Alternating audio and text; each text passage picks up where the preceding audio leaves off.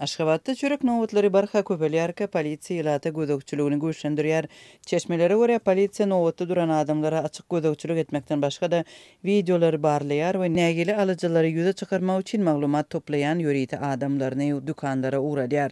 Aşgabatyň döwlet dükanlarynda çörek nowatlary daňdan başlanýar ýöne indi dükanlaryň daşynda ýygnanýanlar diňe alyjylar däl.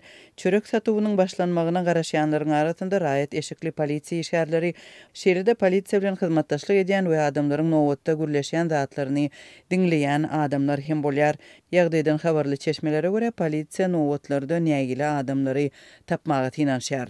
Dükanlardaky çörek nowatlary barada radioda berilen habarlardan soň İçeri İşler Ministrligi we Milli Howpsuzlyk Ministrligi aňta we operativ gözegçilik işlerini güýçlendirdi. Agentleri nowatlary aralaşdyrýarlar we olaryň kömegi bilen polisiýa işgärleri adamlaryň näme hakda gürleşýänliklerini hem kimiň näçe gedek nowata durup çörek alýanlygyny anyklaýarlar. Dip anonimlik şerti bilen gürleşen çeşmeleriň biri Adatlyk radiosyna aýtdy. Döwlet dükanlarynda subsidiýerlenen bahadan adam başyna diňe 3 tane çörek satylýar.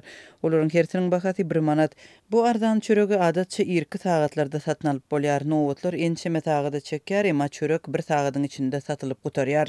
Çeşmelere görä etrap polisiýa bölümleriniň işgärleri nowatlary gözegçilik etmek üçin adaty raýatlary şol sanda öň iş ketilen adamlary çekýärler.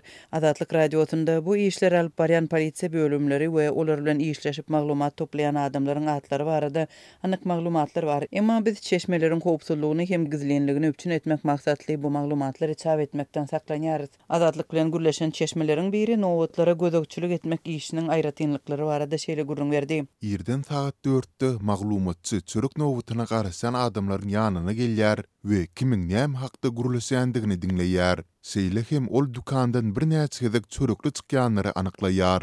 Dip çeşme aýtdy. Telefonda adamlar hem polisiýa işgärleriniň üns merkezine düşýär. Olar uly nowatlary video ýa-da surata düşürmek tynanşmakda guman edilýär. Çeşmelere görä polisiýa dükanlaryň golaýynda oturdulan gözegçilik kameralardaky ýazgylary hem üns bilen gözden geçirýär. Videonu ýene-de üns bilen görýärler. Nowatda telefonu köp ulanýanlary ketitleýärler. Şeýle adamlary gözegçilik astyna alýarlar. Dip çeşme aýdýar. Ýagdaý bilen günden göni tanış çeşmeleriň ýene biriniň habaryna görä ygtybarsyz hasaplanan adamlaryň sanawyna düşen raýatlar üns bilen barlanýar. Olaryň näme edýändikleri daşary ýurtlarda bolup bolmanlygy, ähli gatnaşyklary öwrenilýär. Ýöriti gulluklar köpden bäri özlerine garaşly raýatlary hyzmatdaşlygy çekmek bilen meşgullanýarlar. Şeýle raýatlar hyzmatdaşlyk etmekden ýüze gürseler, olary tutsaw edilmek haýwata atylýar. Dip çeşme gurrun berdi. Aşgabatda çörek etmezçiligi iýun aýynda güýçlendi. Uzyn nowatlarda duran adamlar zerur mukdarda çörek satyn alyp bilmeýärler. Nowatlarda nägililik artýar, basawaslyk we ýakalaşyk dörýär. Bu aralykda polisiýa çörek pişirýän raýatlary kowalap, hususy sowdagärleri hem çöregi gizlin satmaga mejbur edýär.